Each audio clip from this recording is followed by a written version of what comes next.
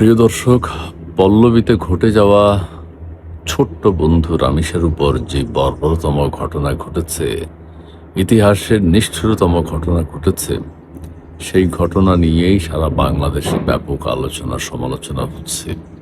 সেই বর্বর, সেই নিষ্ঠুর, সেই অমানুষ ছেলেটির নাম হচ্ছে সোহেল রানা। কলঙ্কিত একজন মানুষ সোহেল রানা, নিষ্ঠুর বর্বরতম পাষণ্ড একজন মানুষ সোহেল রানা। তার সম্পর্কে ঘৃণা প্রকাশ করার আর ভাষা কারো নেই, আমারও নেই। কিন্তু আমি বলতে চাই, আমরা কি হারিয়েছি? শিশু রামিসাকে হারিয়েছি, শুধু তাই নয়, তার বাবার কলিজাকে হারিয়েছেন। আমরা হারিয়েছি ছোট্ট বন্ধু রামিসাকে। রামিসার মা তার কলিজার ধন, বুকের ধনকে হারিয়েছে। সেটি আমরা দেখছি। আমরা দেশের মানুষ, বাংলাদেশের মানুষ যারা দেশের বাইরে আছে, তারাও চিৎকার করছে, এটা কি হচ্ছে, কি হচ্ছে এগুলো? দেশের মানুষ, পুরুষ সমাজ, ছেলেরা, ইয়াং জেনারেশন এরকম কেন? এই ছেলে বিয়ে করেছে, তার বউ আছে, তার বউ নাকি সহযোগিতা করেছে। আমি সেই দিকে যাব না, আমি সেই বর্বর ঘটনার বর্ণনা করতে চাই না। আমি ছোট্ট বন্ধু রামিসা সম্পর্কে দুই একটি কথা বলতে চাই। রামিসার যে ছবি দেখেছি, আপনারাও দেখেছেন, সোশ্যাল মিডিয়ায় আছে ছবিটি। আমরা এই ছবিটি কম ব্যবহার করব, কিন্তু তারপরও দেখে ফেলেছি। রামিসার চোখের দিকে তাকাবেন, রামিসার চোখে স্বপ্ন ছিল। রামিসার বাবার সাথে নাকি রামিসার বাবা বলল 500-র উপরে ছবি আছে, স্টিল পিকচার। সেই বাবা এই ছবিগুলো কিভাবে দেখবে? একটা ছবি ভাইরাল হয়েছে, সেটি আমরা দেখেছি। রামিসার সাজসজ্জা আমরা দেখেছি, রামিসার চোখ আমরা দেখেছি, রামিসার মুখ আমরা দেখেছি। স্বপ্নে ভরা একটা মেয়ে। এই মেয়ে যদি বড় হতো, বাংলাদেশের ভবিষ্যতের জন্য, বাংলাদেশের সম্পদ হতো, বাংলাদেশের জন্য অনেক কাজ করতে পারত।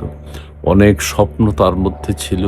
সে ঘড়ি চিনে, সে চশমা চিনে, সে সাজসজ্জা বুঝে, ফ্যাশনেবল একটা মেয়ে। এই মেয়ে যদি বড় হতো, এই মেয়ে নিজের পায়ে নিজে দাঁড়িয়ে দেশের সম্মান সারা পৃথিবীতে ছড়িয়ে দিতে পারত। এই মেয়ে, ছোট্ট এই মেয়েটি ক্লাসে এই যে ফার্স্ট হতো নাকি, তার টিচার বলছে সেই প্রথম স্থান অধিকার করতো। ক্লাস 1 থেকে যখন 2-তে উঠেছে, প্রথম স্থান অর্জন করেছে। সেরকম একটা মেয়েকে, একটা স্বপ্নবান ছোট্ট বন্ধু শিশুকে আমরা হারিয়েছি। প্রাণ চঞ্চল, ছোট্ট শিশুদের খেলার বন্ধু। এই মেয়েটি অত্যন্ত আধুনিকা, এবং বাবা মা তাকে যেভাবে গড়ে তুলছে, বা মেয়েটি তার ভিতর থেকে তার যে প্রতিভা আমরা সেটা দেখতে পাচ্ছি, তার ছবিতে সেটি ফুটে উঠেছে। এই ছোট্ট 7 বছরের শিশু রামিসার মধ্যে আপনারা ছবিটি ভালো করে খেয়াল করবেন। আহা, তার চোখের দিকে তাকাবেন, তার হেয়ার স্টাইলের দিকে তাকাবেন, তার এই ছোট মায়ের শাড়ি বা তার বাবা তাকে কিনে দিয়েছে তার যে শাড়ি পরা, সেটি আপনারা দেখবেন। অত্যন্ত, এই বয়সে অত্যন্ত আধুনিকা, ফ্যাশন সচেতন, এবং তার চোখ কথা বলে, এটা আমাকে অবাক করেছে। তার দৃষ্টি তীক্ষ্ণ, তার দৃষ্টি অনেক দূর যায়, সে অনেক কিছু দেখতে পায়। এই মেয়েটি বড় হতো, বাংলাদেশের মুখ উজ্জ্বল করত, তার বাবা মায়ের মুখ উজ্জ্বল করতে পারত।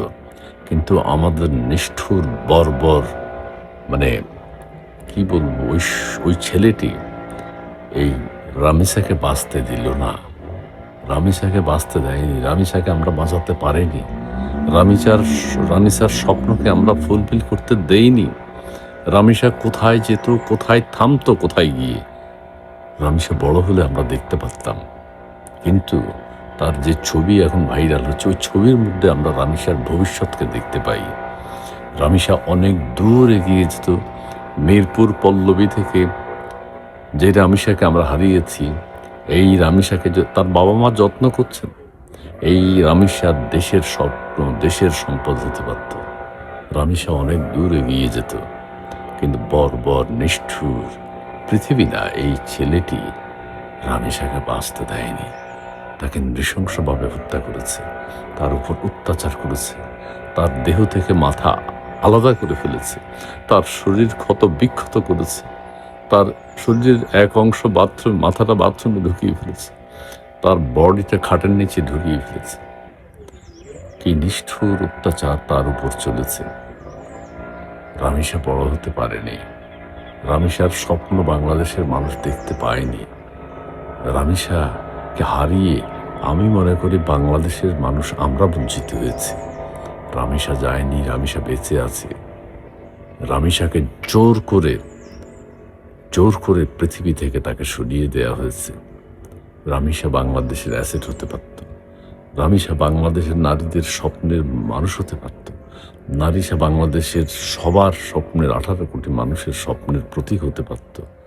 এই রামিসা যেভাবে বেড়ে উঠছিল, রামিসার যে কথাবার্তা তার বাবা কিছু বলেছে, তার জন্য ঘড়ি চায়, সে লিচু খেতে চায়, সে যাই চায় তার বাবা তাই দিয়েছে সামর্থ্য অনুযায়ী, বরং সামর্থ্যের চেয়ে বেশি করেছে।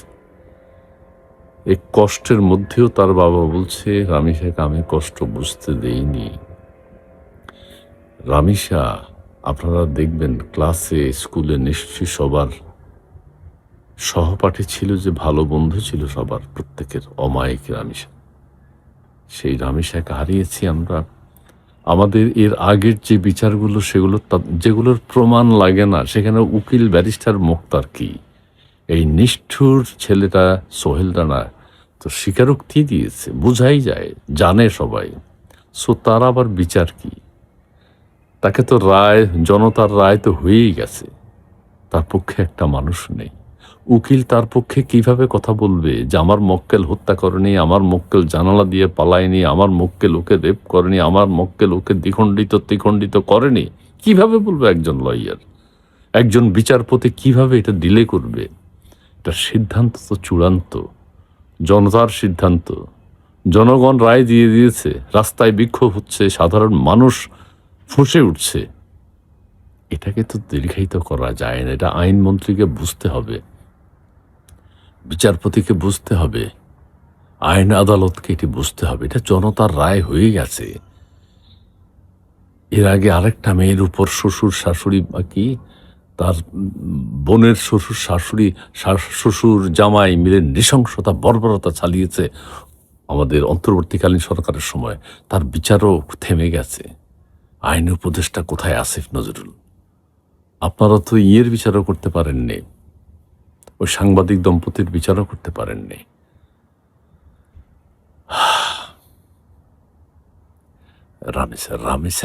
রামিসা বাবা মায়ের, আমি সারা মানুষের কথা বাদ দিলাম, তার বাবা মার বুক তো খালি হয়ে গেল। একটা কন্যা সন্তান আবার পাবে কিনা তারা? এত চিলে কষ্ট করে একটা মেয়েকে বড় করেছে, বড় হয়েছে, বড় হচ্ছে। রামিসা বাঁচার স্বপ্ন দেখছে, রামিসার বাবা স্বপ্ন দেখছেন, মা স্বপ্ন দেখছেন। সেই স্বপ্নকে হত্যা করেছে ওই নৃশংস বাটপার চিটার ওই সোহেল রানা। একই ভাষা, পাশাপাশি ভাষা, ভাবা যায় না। জি, সবাই ভালো থাকবেন।